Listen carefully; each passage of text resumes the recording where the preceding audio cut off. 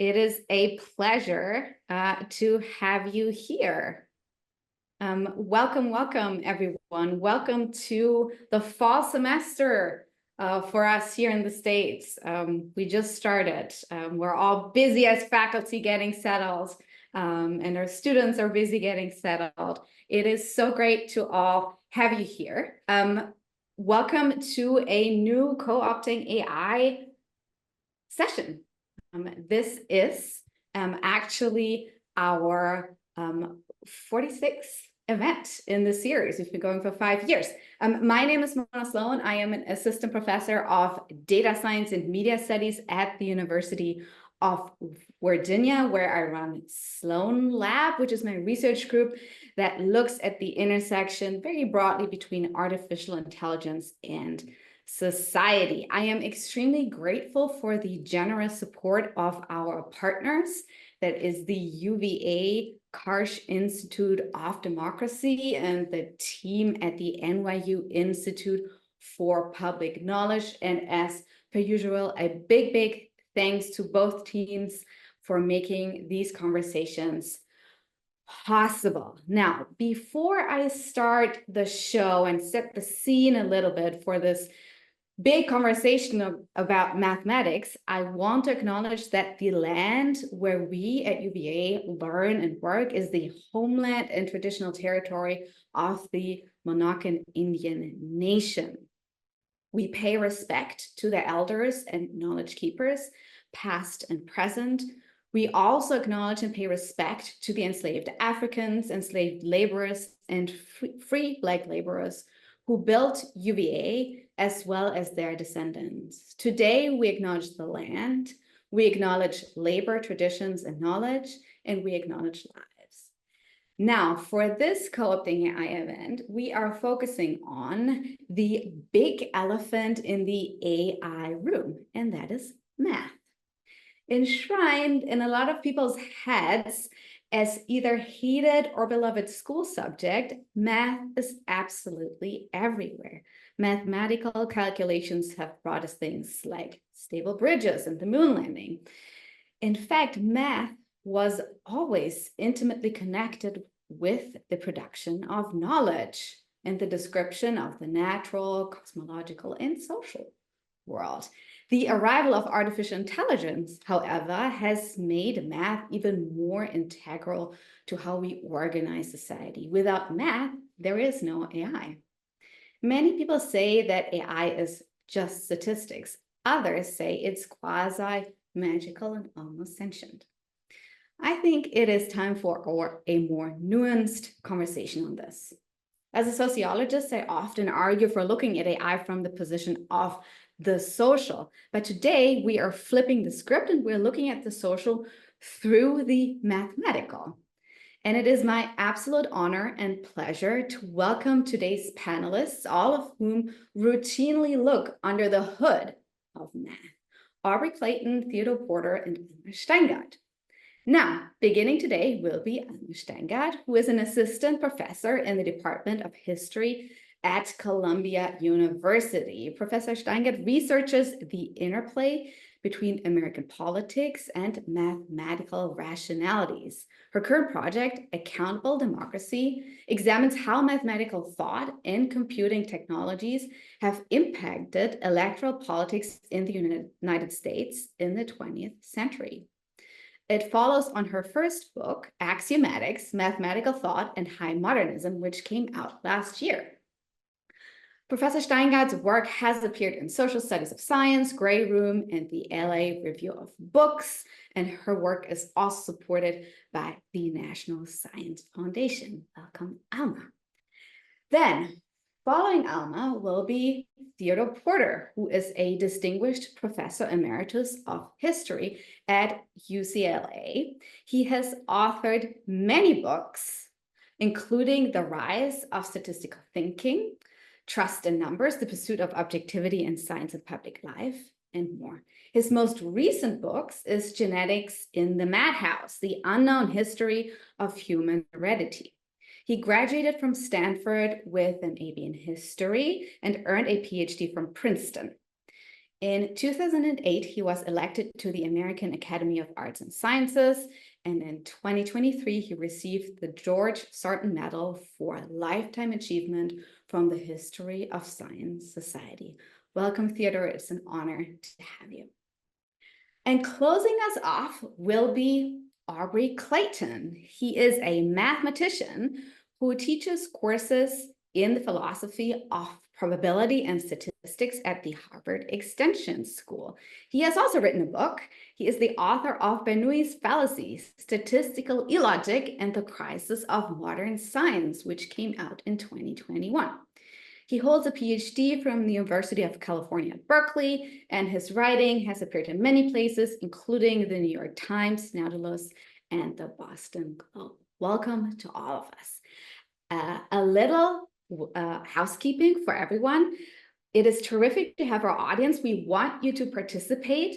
Please do so by putting your questions into the little Q&A box that you see at the bottom of your Zoom screen. I will be folding your conversations and comments into the conversations after we heard the provocations from our audience, from our panelists today. And with that, I'm going to shut up and I'm going to pass it on to Alma. Thank you all for being here. It is an honor and a pleasure.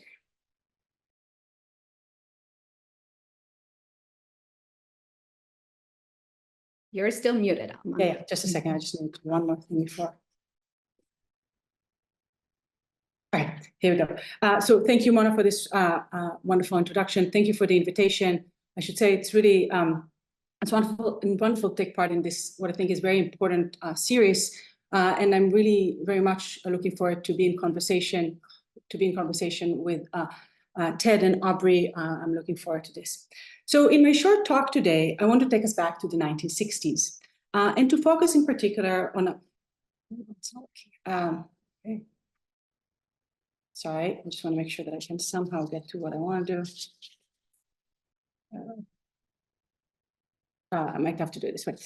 To take us back to the 1960s, to focus in particular on a set of redistricting legislation that took place after the Supreme Court established what we today refer to as the one person, one vote mandate, namely the requirement that districts should have the same equal population size.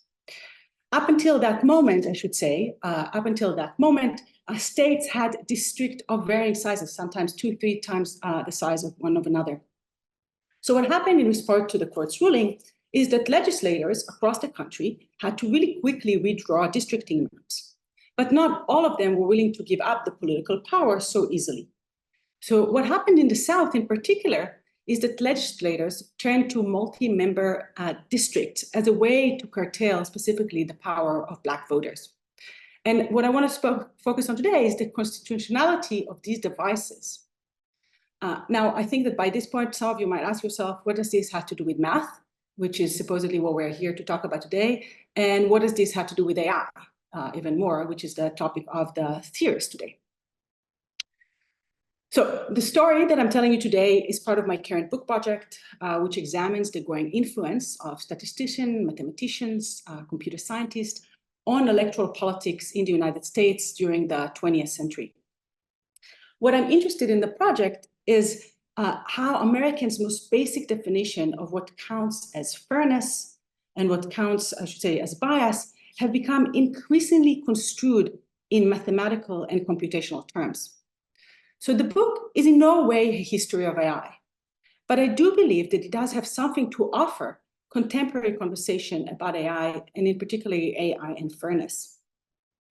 Very often, I think, concern over algorithmic fairness, if it is in housing, if it's in insurance, education, healthcare, are very often attributed to the complexity of modern algorithms. So modern algorithms are based on, right, we know that they're based on massive amounts of data.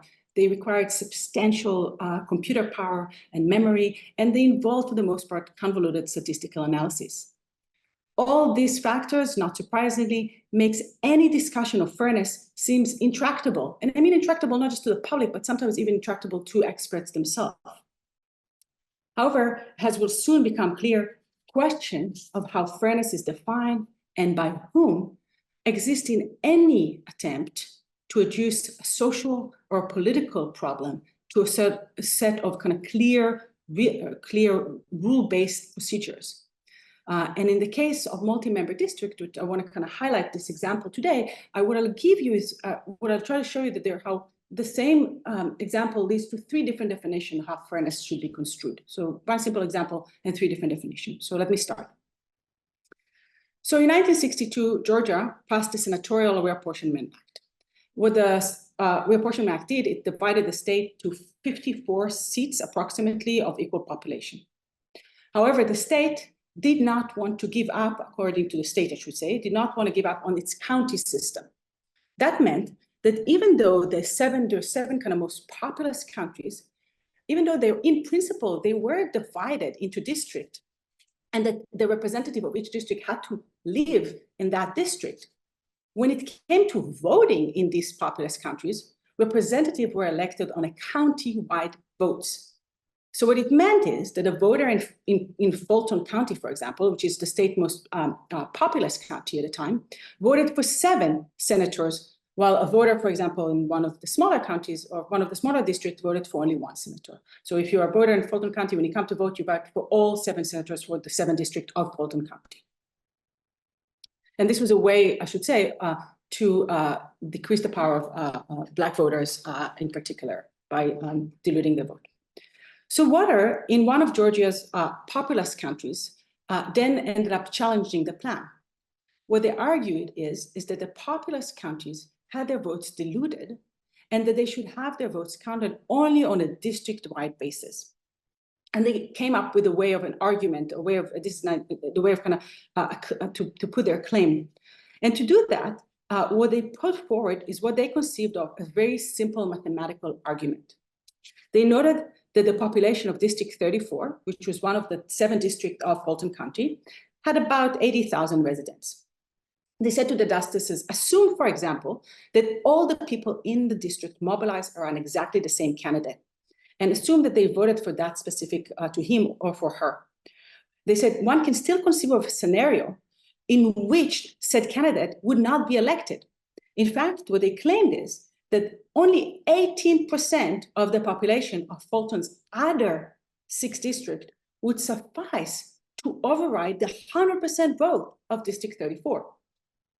So what their analysis was based on is this idea that the population of Fulton County, the Fulton County's other 6 districts was about 473,000, and that 85 inhabitants represent approximately 18%. That's where they come up with this idea of 18% of the rest of the 6 districts can 18% can overrun the desire of the 100% of one district.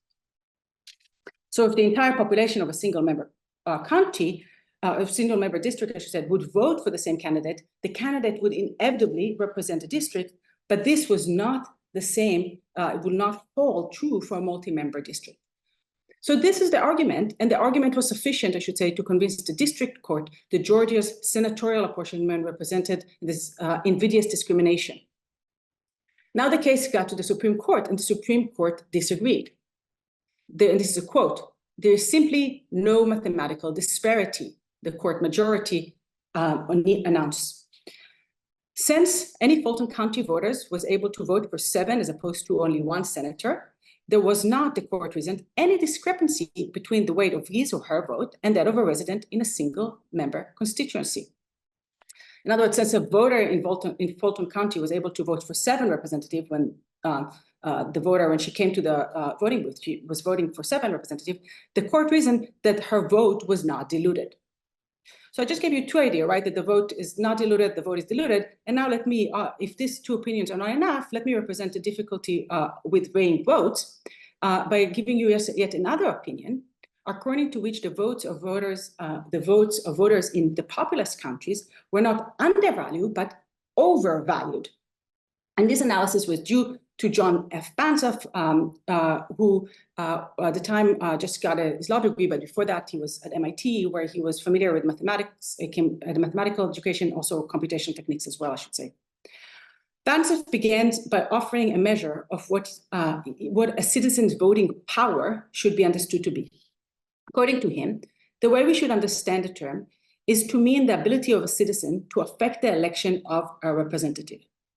What Banzhaf was after was a way to codify and quantify the definition, or this definition, I should say, of voting power. And it is here that for him, combinatorics really was helpful.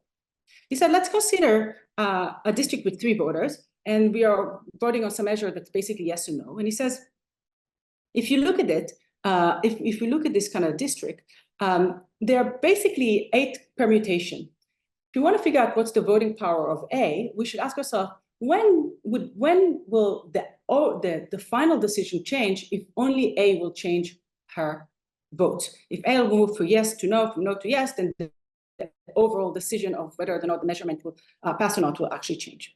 And what he does, the calculation says in 50%, 4 out of the 8, 50%, her voting power of every person in this district is 50%. What happens, however, if the number of people in the district grows, right? It means intuitive that it is clear that there are more people in the district, the voting power of each voter then decreases. But by how much? That's a question. And if the district has n voter, the number of possible voting combination is equal to 2 to the n, again, discriminatoric. And for voters to affect the change, until that all the rest of the population divided exactly in half. So half of the population, let's say, voted for one candidate, the other half of the population voted for another candidate. It's my vote will then change if I decide yes or no. So by applying some basic combinatorics tools, Banzhaf showed that the number of such combination where the rest of the district divide in half between yes and one and a half going one way, another is this combinatorial, the n factorial.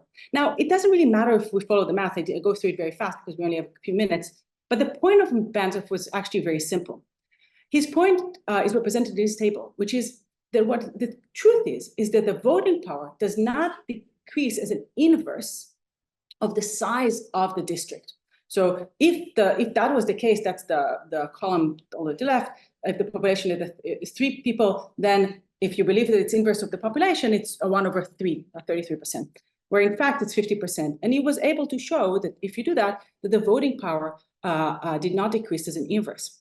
What that meant then, that if you multiply by the number of persons in this district, how many times you can vote, if you multiply 3 by 50, that means that a person in that district is worth 150. The same 9 times 27.4 means that they vote more than 100. In other words, the vote is actually not decreased. Their vote is overvalued. I know I went through also all this very fast, but even if this quickly, if I've done my job right, you will find all 3 positions to be correct, or at least reasonable. The argument by Georgia voters, the one by the Supreme Court, and Banzhaf analysis, each has its merits. I personally consider each one to offer one measurement by which the weight of voters could be compared to one another. And on the face of it, neither one is more accurate or correct. To make a case for one or the other would require one to engage simultaneously in both political and mathematical reasoning. In other words, there is no way to separate the mathematical and the political, and mathematical soundness does not entail political inevitability. Defining fairness in an AI system is a complex problem with many, many stakeholders. But as the history I just outlined makes clear, the basic question of how to measure fairness predated the algorithmic age we now live in. The history, I hope, will help us resist some of today's hype and remind us that some of our difficulties are not rooted in the latest technological development, but rather, I think, they inhere in the incommensurability between mathematical and social rationale and the wide room for interpretation yawning between the two. Thank you. Thank you very much, Alma, for this fascinating take. And I'm handing it over to Theodore. Thank you, and it's a pleasure to be here. I guess you have the idea already that on the one hand, mathematical reasoning and mathematical tools, and since AI has been emphasized here too, we perhaps could say a few words about that these are topics that sometimes, in fact, often are trying to regard the mathematical issues of, for example, elections as strictly given by technical rules and technical developments. And as the last talk illustrated, in fact, there's very often, sorry, we have a rival. That on the one hand, there's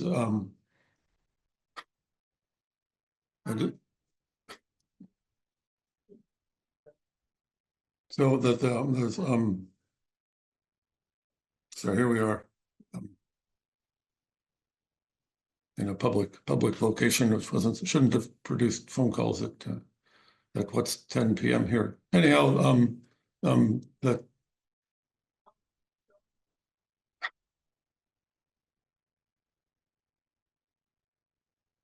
that what we is often like to view as highly technical topics, and certainly have an important technical dimension. Indeed, that technical dimension is important enough that the issues really matter and engage mathematical reasoning and mathematical tools at a high level. At the same time, there are often ambiguities, necessarily as a result of the difficulties of carrying out a thing like this in a census. On the one hand, censuses have been going on for, for 2.5 centuries, and the technologies have become quite sophisticated, and yet somehow there always are ambiguities that would exist even if everyone was working with goodwill, and often the politics is not performed with goodwill at all. And again, the talk we just heard illustrates that. A kind of a broader issue that I would like to emphasize here, and I'm going to say a little bit about AI, though I know very little about AI in some sense, but it appeared on the scene. Actually, I retired last year with AI was still kind of in background, and suddenly everybody thinks that AI might be undermining our grading systems, for instance, and our educational systems, that AI would replace the reasoning of the learning of the student with products produced by purely computer-based technologies, and those computer-based technologies are very important, but I feel like it's often being discussed in a misleading way, kind of on the supposition that when you have a tool like artificial intelligence, it emerges from outside our experience as something produced by high technologies and by mathematical methods,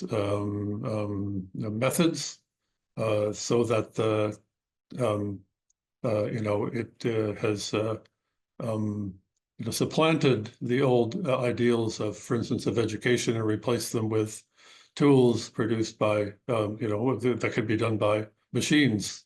On the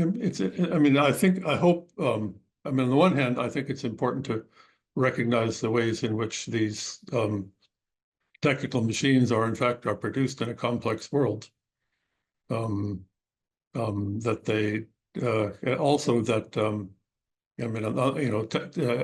AI is clearly a technology that matters, but it doesn't seem very likely. In the first a flush of excitement, there was a lot of fear that AI was going to replace our educational systems with a kind of technologically aided cheating.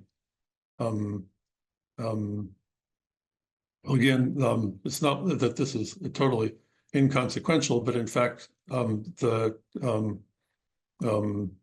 AI is a set of technologies, and even its name has existed for several decades. It is a technology which has been powerful, in a way, but which is a product of human activity and not something that came in from outside. So, I mean, if we recognize the ways in which these technologies are created within societies rather than by purely technological means, we recognize on the one hand that that these things are never cut off from the societies within which they work. Well, that would make us, in one sense, that would make us maybe perhaps more nervous that that we can't trust them. And indeed, our ability to trust them depends on not only the power of the technologies, but also the worlds in which they're worked. And at the same time, the fear that well, I mean, again, I think in my department of history, there was talk, and I think in many places that perhaps AI should be banished. That any use of AI would be a ground for failing your courses, or perhaps even being sent out from your schools. And that supposed, I think, that a relationship between the technologies and the and the behavior of the students, which is misleading. Again,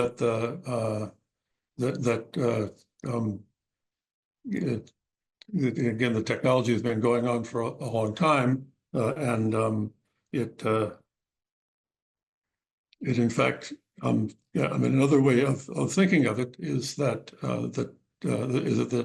the technology actually can be used, in conjunction with tools. And seriously, if you are anxious about, or you're paying attention, there is no way that a technology like AI can be banished from schools.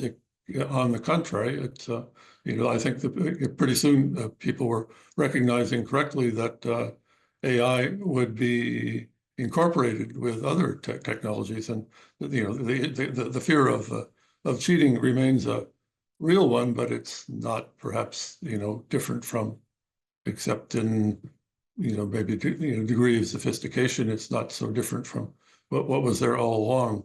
So my general conclusion, which is certainly valid for these complex interactions of statistics and, for instance, voting, also is important, for questions of what counts as a student's own production and what's going to be legitimate.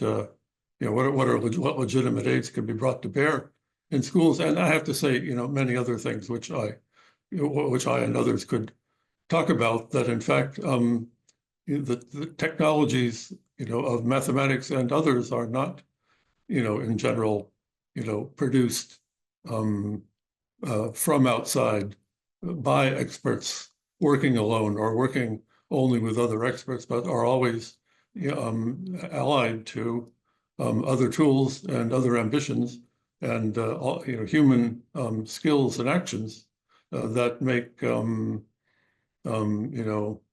I mean, make it important for us, if we're to deal competently with issues like these, to recognize that human and social actions are part of the story all along, and they both can be used to humanize and to make more reasonable, and or can be used to to corrupt and to undermine. So if we're to deal with mathematical technologies, effectively, and to get from them what they can possibly do, the best that they can do, we have to recognize this double side, this that what looks extremely technical, very often has a human side. It's not only that humans are affected by mathematics, but that they mix with each other and shape each other and create issues that involve,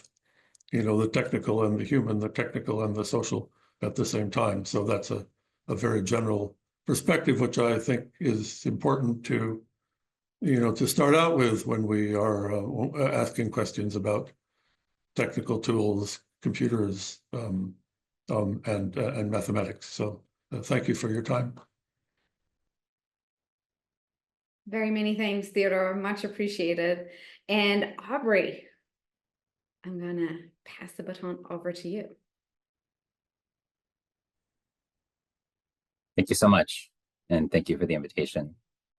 I just want to use my time today to say a few provocative things about some of my favorite subjects: AI, statistics, and the eugenics movement.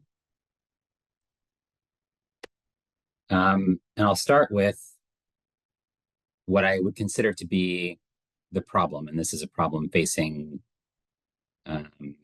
science, but I think also society more generally, which is that science needs causal reasoning to function. Okay, so if you imagine a version of science that did not include causal reasoning, causal statements, it would be reduced to claims like the following: that CO2 levels are associated with global temperatures, that taking a vitamin is associated with improvements to bone density, that reading to children in early childhood is associated with their educational attainment later on. But of course, that's not what we need from science, right? We need statements that capture more than that, including the results of interventions. So when talking about CO2 levels, what we care about is not that they're associated with temperatures, but we care about what would happen if we reduced carbon dioxide levels. And if we're recommending a vitamin or a medication or something, we care about what outcomes a patient can expect if they take that intervention, right? Or if you read to a child, what kind of effect will that have on them later in life? And all of those are causal relationships. And the problem, as I see it, is that statistics, which has become the kind of dominant language of science over the course of the last century or so, just does not have a vocabulary for those kinds of causal relationships. It does not allow you to even talk about causes, right? The only thing that statistics can provide is tools to measure associations in various different circumstances. So, of course, everyone knows the statement that correlation does not imply causation, right? But the question is, if that is true, which is almost a cliche at this point, what does imply causation? How do we identify causes? How do we even define a cause? And these are things that statistics just does not have a language for. And the reason, historically, sort of the story of statistics that led it to be the way that it is largely as a result of the work of one person, and that's Karl Pearson, so shown here, who was a towering figure in the development of statistics in the late 19th and early 20th century, enormously influential person, very, very prolific author. And he had basically a philosophical objection to the idea of cause and effect, stemming from his sort of young life, his earlier days studying philosophy. And he essentially designed statistics to remove the whole notion of cause and effect that had been present in science up to that point. And so he described this as basically an epiphany that was due to Francis Galton, who was his great mentor, that it was Galton who freed him from the prejudice that mathematics could only be applied to natural phenomena under the category of causation. And he called the idea of cause and effect a fetish amidst the inscrutable arcana of modern science. And he was very, very outspoken that, in his view, the mission of science, as he said, is not to explain, but to describe. That is, to discover a descriptive formula which will enable men to predict the nature of future perceptions. And the reason that he did this was really, as he put it, to establish a kind of solidity that theory or causal relationships were basically always subject to some amount of consensus, some amount of exploration, theorizing, consensus building, that they could, things could rise and fall in popularity, and over time, different explanations could kind of come to the fore. But these things like his descriptive formulas, which are things like correlations or measures of association, or the other kinds of formulas that he came up with to fit to the data, as he said, they will last for ages, that basically they are not subject to the whims of society as things come in and out of fashion.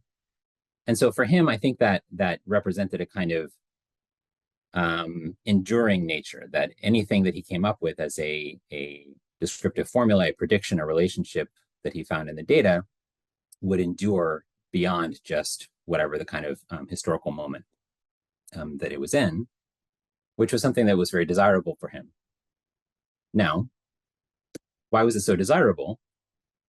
Well, in large part, Pearson was using these measures of association, these correlations and so on, in the service of his study of human heredity, right? So for Pearson, the main kind of rhetorical maneuver that he engaged in was to look at some data, right? Could be data on traits between parents and children, between siblings, between different family members, or data on the correlation or associations between different sorts of negative or undesirable traits in a person, right? And he would come up with these tables of correlations and this kind of map of associations between pairs of these things. And then he would use that to craft a theory of heritability, that basically all of these things had a basis in heredity. And this is before really the theory of the genome, but if that would become the story later on, that these things are genetically determined, right? And therefore passed on from parent to child. And so for Pearson, that was the scientific basis for his arguments and proposals for the eugenics movement. So in addition to being a towering figure in the world of statistics and science, Pearson was also a leading figure in the eugenics movement of the late 19th century, early 20th century, taking over from Galton. And so that was really his driving motivation, right? So the kinds of record of facts that he described as being enduring, and the kinds of descriptions that were not subject to societal whims, were things like his conclusions about the necessity of these eugenics proposals. So he would say things like, these are quotes from an address in 1907, that the growth of human sympathy has been so rapid during the century that it has cried halt to almost every form of racial purification. And then later, sort of expanding on that idea, he said, education for the criminal, fresh air for the tuberculous, rest and food for the neurotic will not save the offspring from the need of like treatment, nor from the danger of collapse when the time of strain comes. They cannot make a nation sound in mind and body. They merely screen degeneracy behind a throng of arrested degenerates. So these were arguments for the futility of various kinds of social programs that were becoming popular at that time to improve living conditions, because, as he said, these societal ills that we're concerned with are determined by heredity, so they'll just recur in the next generation over and over again, unless we do things like his eugenics proposals for sterilization or what have you, selective breeding.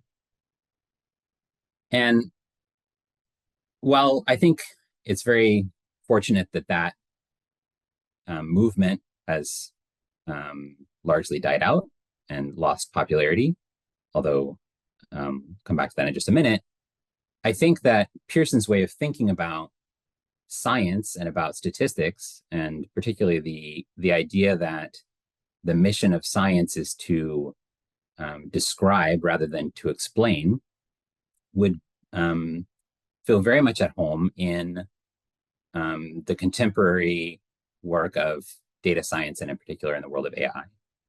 right? So when we think about what AIs do, what they're kind of built on, kind of structurally, mathematically, all they are really capable of is finding in the data associations, right, in whatever form is applicable for that problem, right? So they are essentially just more complicated, sophisticated forms of Pearson's descriptive formula, right, that measure the association between tokens in a sentence or pixel values in an image, with that image being of a particular object or whatever is relevant.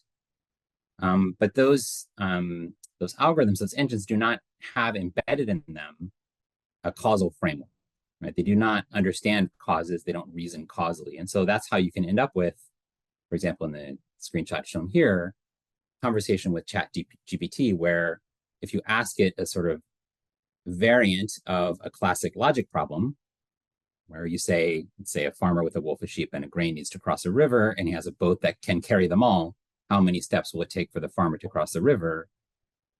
ChatGPT cannot reason causally about that situation. Instead, it goes back into its corpus of text data and finds that questions of this sort are associated with answers of the following kind, that to solve this classic river crossing puzzle, we follow these steps where the farmer has to go back and forth across the river with the sheep and the wolf and the grain, etc.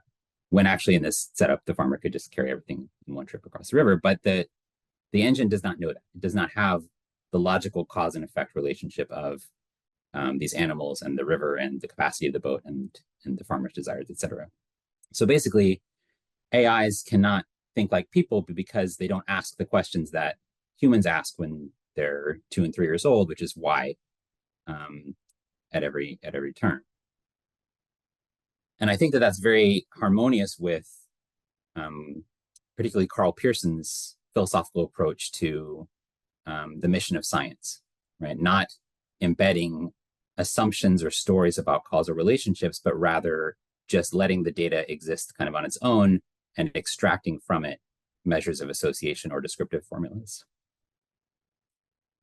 And so the last thing that I want to say is that the reason why causal relationships are important, I think, is first of all because ultimately what we want are causal statements.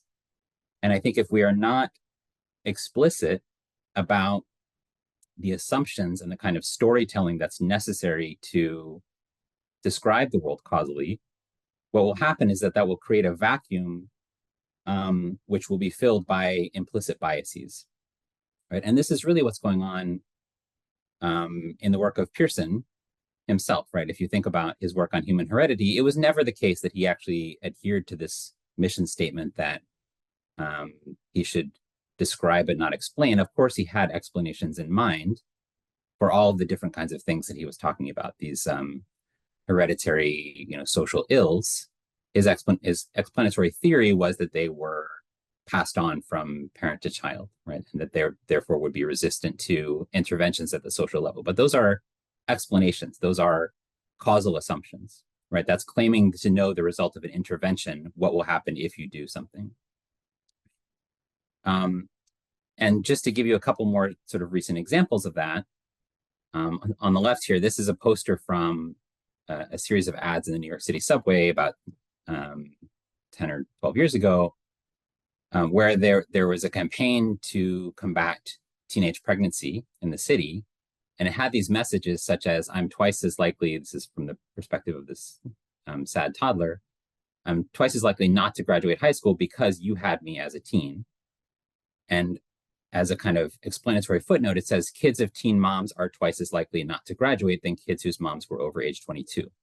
Right? So the statement in the footnote is a statistical statement of the kind that we can validate with correlation measures or tests between two populations or whatever statistical measure of association we want.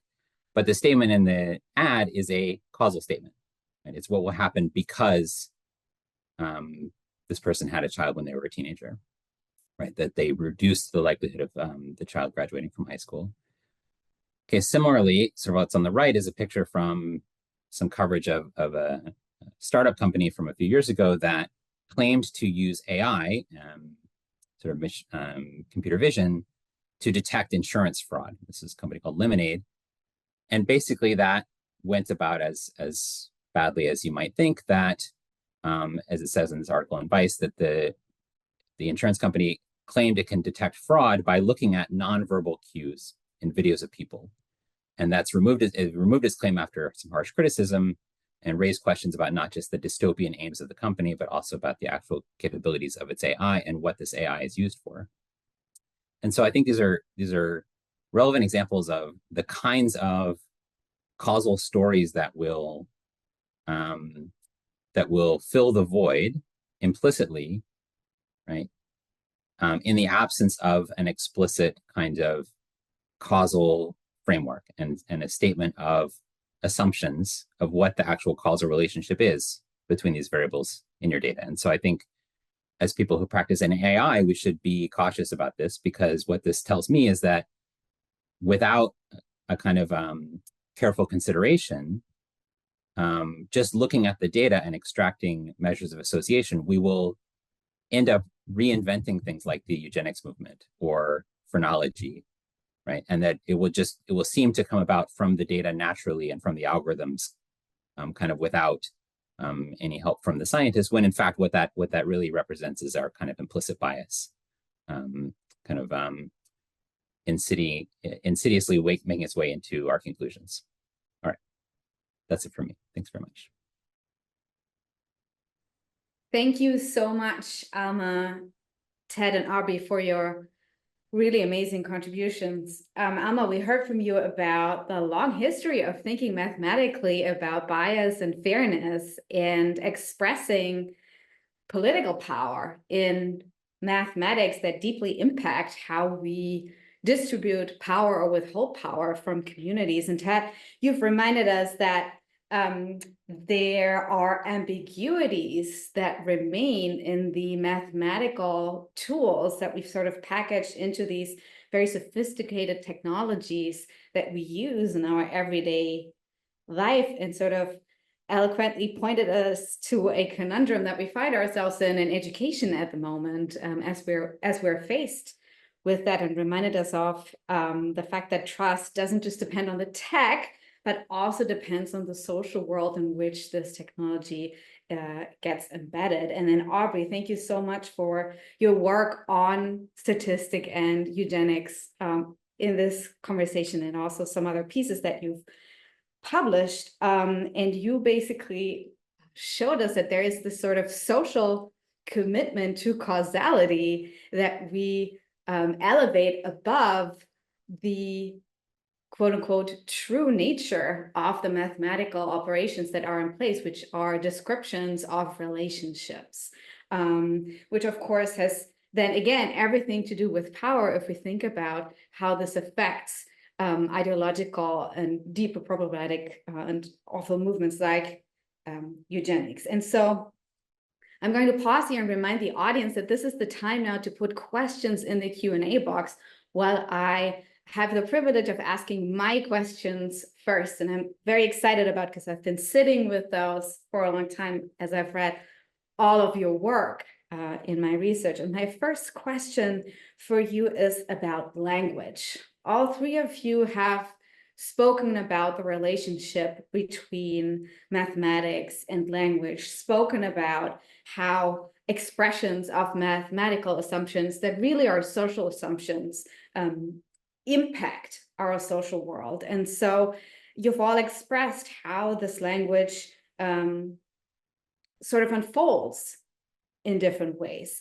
You've also all alluded to math being a language that maybe not everybody speaks, or not everybody has the same access to, and yet that is quite powerful. And so my question to all of you is there a place for talking about the language of mathematics as we unpack the social impact of artificial intelligence systems and other deeply impactful mathematical technologies in our everyday life? And this is a question for all of you, if you could take turns responding to that, and maybe we'll go with Alma first.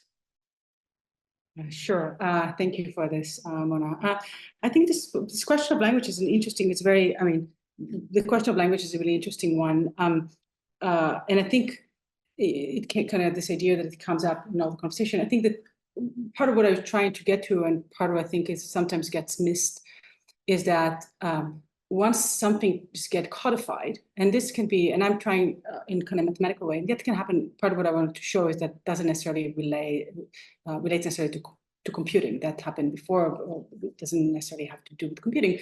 But once something starts to get some idea, or some concept that we might have, for us, a concept, fairness or political fairness, that's my example that I have. What is one equal, what, something like something that we all used to use. We all use all the time, one person, one vote.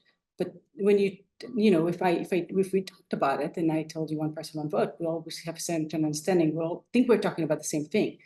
But when you try to implement it and realize, and if you're trying to think about, okay, so what does that mean in this context, and you're trying to kind of come up with a way to measure that, it's actually not simple at all, right? There's some kind of clash between the kind of rule-based reduction of something that seems to be like a very kind of intuitive and basic idea that we have. So I take that to be kind of an important thing to point to. This question of intelligibility and who has access, I think that's kind of what you're, and I think that's kind of part of what you're trying to get to, this question that the language should not everyone speak. I think that this is where there's all this literature on accountability and AI. And the accountability can mean different things.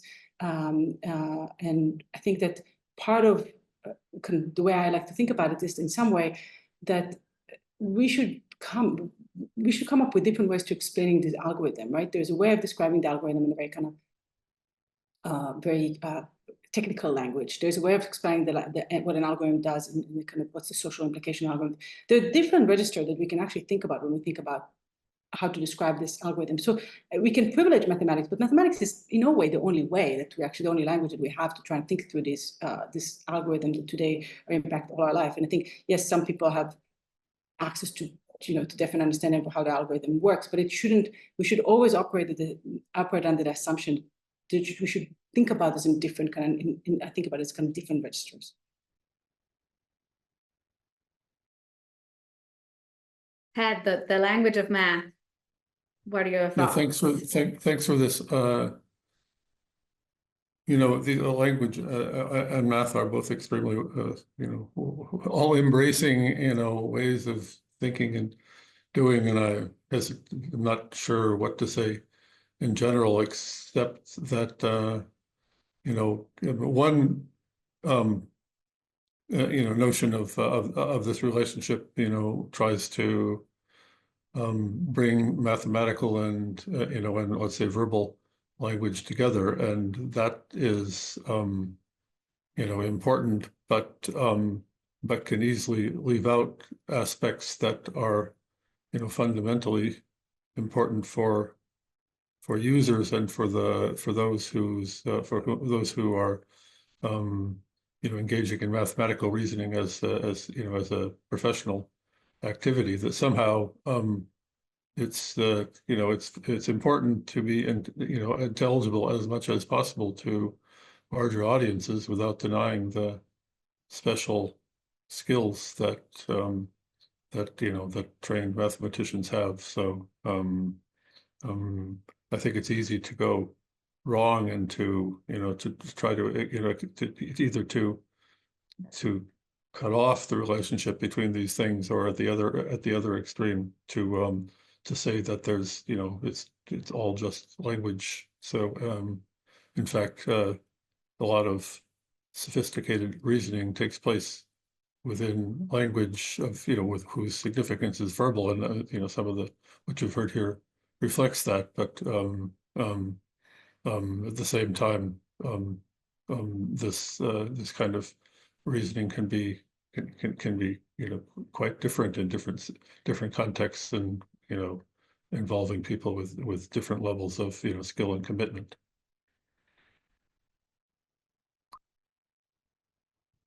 Thank you, Ted. Aubrey, as a mathematician, the language of math.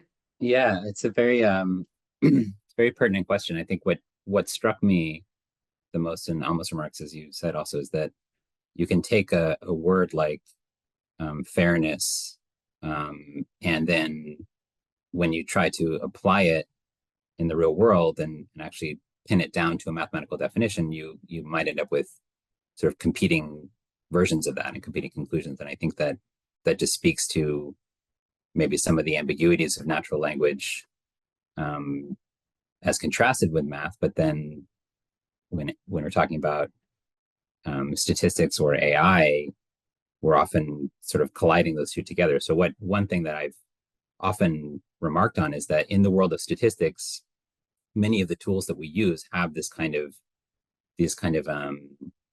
names that are like advertising for that technique. And so they're not just value neutral descriptions of what it does. They are kind of normative descriptions of what you should do. So there are words like unbiased or admissible or robust or what have you, because of the history of how those tools were developed and the social problems that they were being applied to and the kind of controversies that were at play that they were being defended against. And I think that, that also just reminds me that these things don't exist in a vacuum, that they are always applied in the context of, some very high stakes argumentation in society, and that we have to be conscious of that. And I think even the name artificial intelligence is a product of branding and advertisement. In many cases, it's not entirely clear what that means. And some of these things probably, if you didn't call them artificial intelligence, they might not seem so impressive or sophisticated. But that's part of the brand and part of the conversation and the discourse that we're having now. So I don't know. Thank you all for that. I want to dig a little deeper here. And I do this with my sociology hat on and sort of a concern for essentially predictive technologies becoming infrastructural for social life. And what I'm trying to get at here is there seems to be, at least from where I'm standing, a particular and very strong commitment to prediction as something that ought to organize society. Aubrey, you spoke about this a little bit in relation to sort of causality versus correlation, in Alma and Ted, and was in your contributions as well. So how do we begin to unpack that questioning if that happens and how that happens? Because if we look at these technologies as integrated into social life, they embed a certain commitment to the future, a certain notion of temporality or time, right? And so that can preclude certain ideas from developing or privilege others. So my question for all of you is, and maybe Aubrey, we'll start with you. What is the, do you see there being a social problem? And I will note, I find it extremely interesting that we're talking about the social, even more than the mathematical in this event, with prediction being embedded into our socio-technical infrastructure in the way it is through artificial intelligence technologies right now. Maybe we'll go Aubrey, Theodore, and Alma. Prediction. Is there a problem with prediction? And if so, how do we get at that problem? And then we'll take to audience questions. So yes, the short answer is yes. And I'm reminded of the aphorism that the prediction is difficult, especially when it's about the future. I think that it's a technical problem, but it's more importantly a social problem. And as I was hinting at in my remarks, I think one of the things that emerges from this kind of causality neutral or value neutral approach to extracting predictive information from data, particularly historical data, is that there's an assumption that basically whatever mechanisms were at play in production of that data will persist, right? So that basically the future will be like the past in every way. And so we're just predicting things within the kind of confines of the same process that generated the data originally. And I think that's a fundamentally kind of nihilistic view about the progress of society, right? So if you're doing some predictions on, race and demographics and credit quality or whatever kind of outcome you're measuring, you have to acknowledge that the data that produced that will have embedded in it certain biases, right, that you hope will become less over time, that we're working hard to eliminate over time, right? And so if you just use the algorithm as a kind of black box and say, give me the prediction based on this individual's characteristics, it will just reproduce whatever those biases were, and it won't allow you to kind of move forward. So I think that prediction is certainly very important. Obviously, it's going to be a part of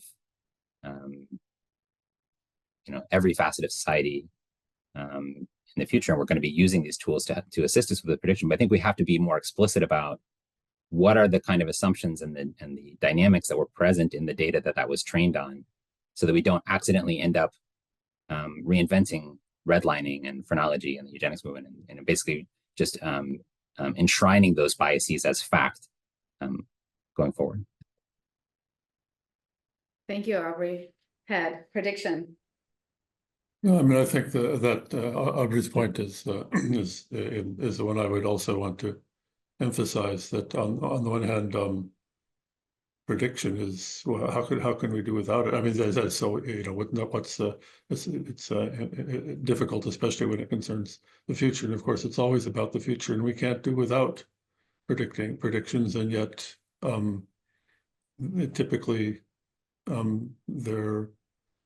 they involve uncertainties, and more than and sometimes almost systematic, or they incorporate biases that we didn't need to have there. And it's a subtle business, and yet it's not beyond our capacity to recognize these mismatches and misleading aspects of assumption. And we can do it better, but we never do it perfectly. We have to be modest, but we have to be bold. I think the one thing I would just want to add, and I think I take it to your point of asking is there a problem with prediction? So I take the point, right, that and of course prediction is necessary to some degree in certain domain of policy, let's say. But I kind of what I'm trying to understand what I think you're getting to, which is in the way that this technologies of prediction are actually ended up creating the future. They're not just predicting, but actually end up kind of closing certain avenues, creating certain kind of futures. I often think back to the work of Donald McKenzie, and he has this book on financial markets, which the title of the book is "An Engine, Not a Camera," which I like that, because basically that's the argument. The argument of the book is in the title, right? Which is this idea of all these economic models that were supposed to be a camera to how the economy works actually ended up being an engine, meaning they ended up dictating how the economy ended up working, right? So the problem, I take part of the problem that you are trying to get to, which is there a problem with these prediction models that are going to actually become engines in some way of the kind of and restricting the society that we have. I do have a question for Aubrey. Am I allowed to ask a question myself? Yeah, Go okay? for it. Yes, oh, absolutely. Right. So Aubrey, I do have a question for you, which is, I think I take your point, the kind of distinction that you make between the kind of causality model, the science's causality model on the one hand, and the kind of correlation model that we have in AI.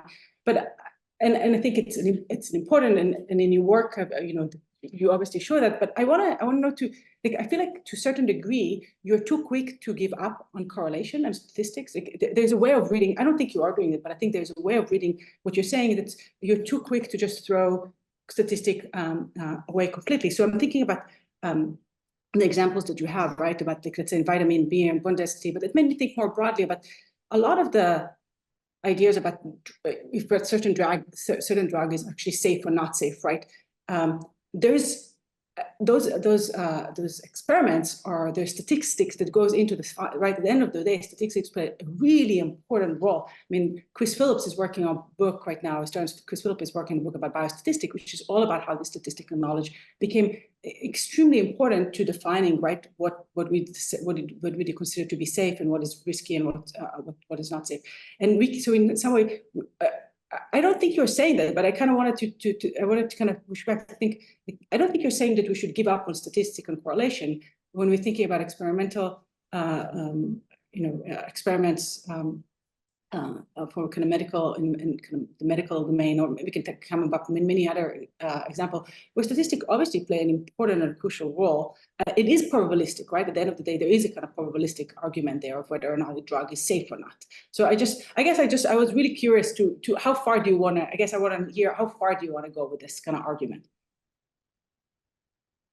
Yeah. So I really take the point. I think this is probably a much longer conversation than I'm prepared for today, but I think that you're right that there is a role for statistical measures in maybe identifying certain associations or extracting key relationships in the data that could inform some experiments. So, I think back to one of the big uses of statistics in the last century was to identify the correlation between smoking and lung cancer. And obviously that's not a situation where you can do a randomized controlled trial, but you can make arguments from the data that association is real, and that was the basis for some really significant improvements. At the same time, you can also look at that data another way, and people like Ronald Fisher certainly looked at it to say that correlation did not prove a causal relationship, and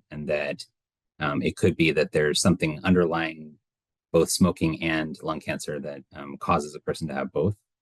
And so I guess the only thing I would say in brief is that I think that these are complementary to each other, but that there's always going to be a necessity for a causal framework to make sense of the associations that you find in the data. So, for example, if you think that story is possible, that that there's an inflammatory condition generally that causes both someone to smoke and have lung cancer, that's going to lead you to different conclusions from the data, even with all the same associations, all the same correlations being in place. And so, there is a vocabulary for this that exists largely outside of the world of statistics, and things like confounding variables and collider bias and directed acyclic graphs and sort of causal diagrams that allow you to basically just encode those assumptions and then guide you in how you are going to treat the data and reach conclusions. But I think that they're sort of complementary to each other, but I think you can't have science without causality is the main point that I would want to take away.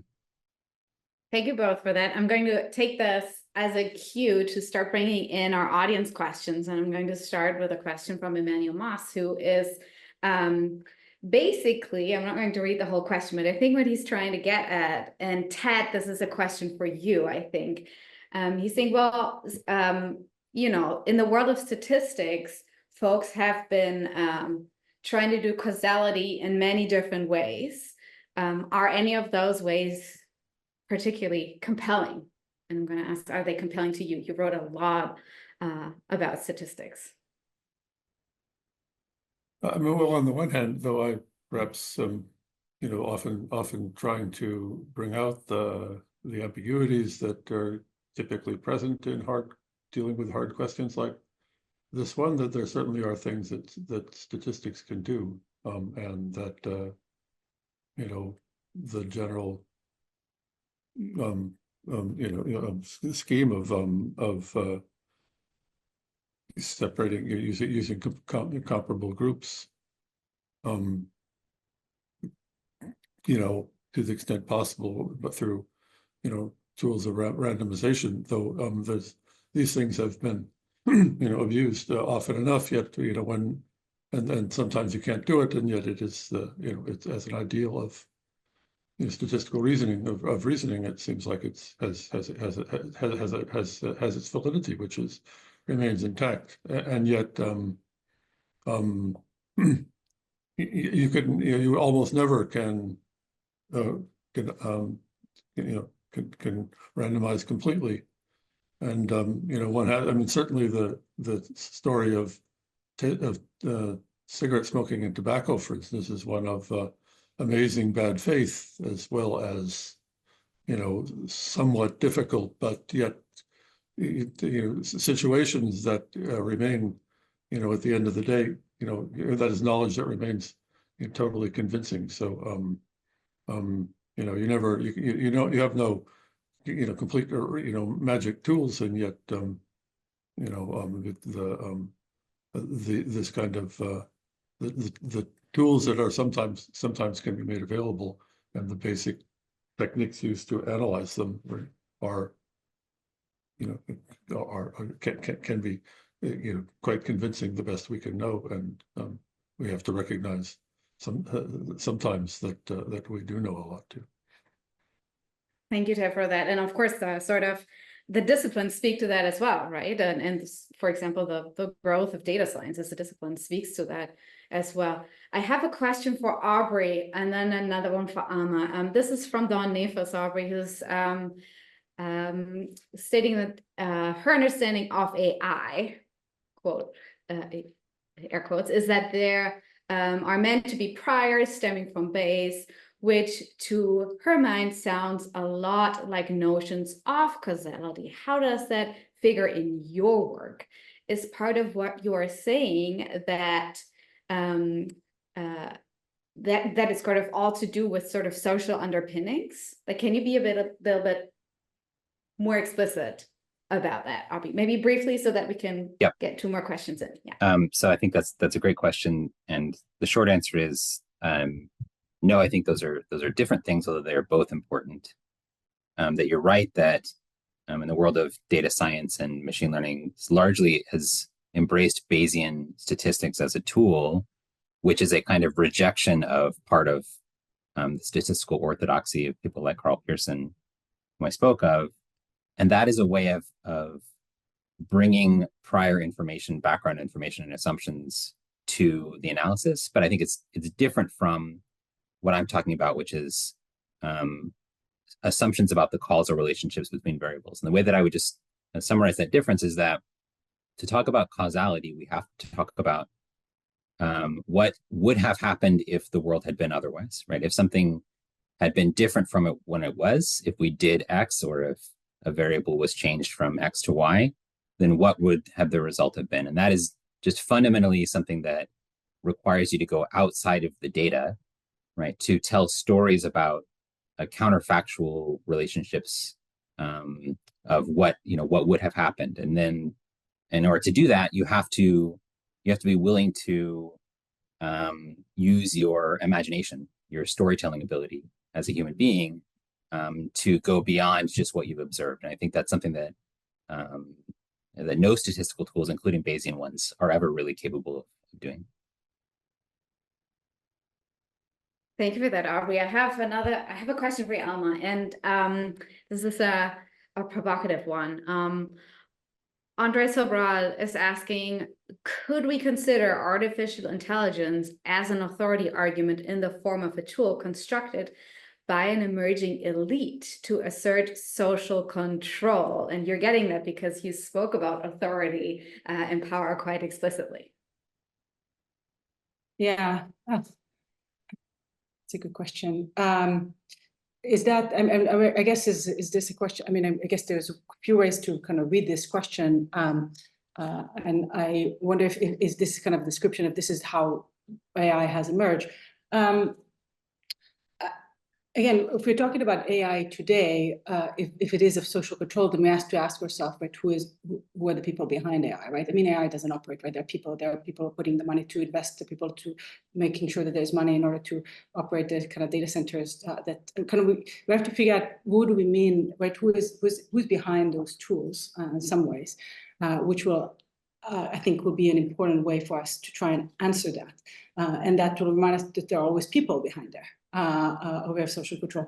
But I don't know if I would be so quick to give up on the idea that, how would I say that, these are just tools of social control. That in that sense, we're kind of giving up our ability to try and like change those tools, right? I mean, I think that we'll wait to see what happens, but we can imagine a world in which there's much more regulation on AI, right? And hence there's kind of there's some kind of regulation that restricts when and where AI, and there's so many scholars that have written so much. I mean, I've written much more eloquently than I ever about these questions about, right, what is accountability and where do we want AI, who does not want AI, right? I guess that I think that we should be wary of giving up so easily some way, so quickly.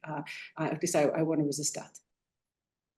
And I really appreciate that. Let's not give up on it all just so quickly. And we are at time, and I want to close this out by answering a question that Katrina Yanko posted, and they're asking, where can non-math people learn more about the relationship between math and statistics and policy? And maybe a 2-second answer from each of you. Aubrey, your book and? My book, Bernoulli's Fallacy, and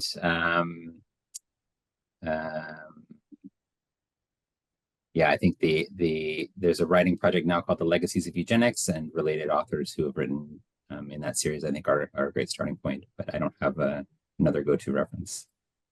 Thank you, Aubrey. Ted, where can folks, non-math folks, learn about math and politics? Also, your many books, and where else?